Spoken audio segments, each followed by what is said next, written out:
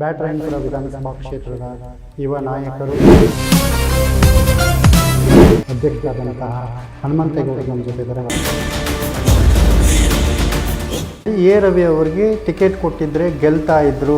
ರಾಜಕೀಯ ಕುತಂತ್ರದಿಂದ ಟಿಕೆಟ್ ಕೊಡಲಿಲ್ಲ, ಅದಕ್ಕೆ ಬ್ಯಾಟರಾಯನಪುರ ಸೋಲನ್ನು ಕಾಣ್ತು. ಕರೆಕ್ಟು ನೀವು ಹೇಳಿದ್ದು.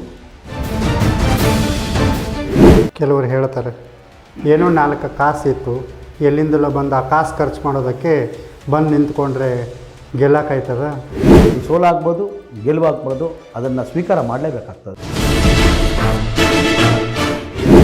ತಮ್ಮೇಶಗೌಡರು ಬರೀ ಪ್ರತಿಭಟನೆ ಮಾಡ್ತಾರ ಅಥವಾ ಹಗರಣಗಳನ್ನ ಆಚೆ ತೆಗಿತಾರ? ಪ್ರತಿಭಟನೆ ಮಾಡಿದ್ರೇ ಹಗರಣಗಳು ಹೊರಗಡೆ ಬರೋದು. ಅವ್ರ ಮಾರ್ಗದರ್ಶನದಲ್ಲೇ ನಾವು ಚುನಾವಣೆಗಳನ್ನು ಮಾಡ್ಕೊಂಡು ಹೋಗಿದ್ವಿ. ಕೃಷ್ಣ ಬೈರೇಗೌಡರು ವೆಲ್ ಎಜುಕೇಟೆಡ್ ಅಂತಾರೆ, ಕುತಂತ್ರ ಮಾಡ್ತಾರ? 100% ಕುತಂತ್ರ ರಾಜಕಾರಣ ಮಾಡ್ತಾರೆ. ದುಡ್ಡು ಕಾಂಗ್ರೆಸ್ ಟೋಕನ್ ಕೊಟ್ಟಿಲ್ಲ ಅಂತದ್ದು ಕಾಂಗ್ರೆಸ್ ಪಕ್ಷ. Siddaramaiah corruption. D K Shivakumar ಧೈರ್ಯವಂತ. ಯೋಗ ಇಲ್ಲ.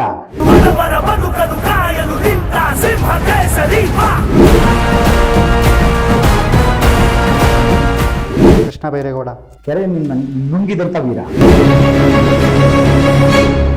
ಎಸ್ ಆರ್ ವಿಶ್ವನಾಥ್ ಗಂಡುಗಲಿ.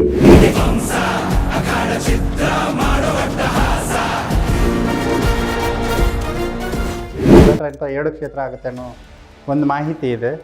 ಏನಾದರೂ MLA ಮೇಲೆ ಕಣ್ಣಿಟ್ಟಿದ್ದೀರೇನು?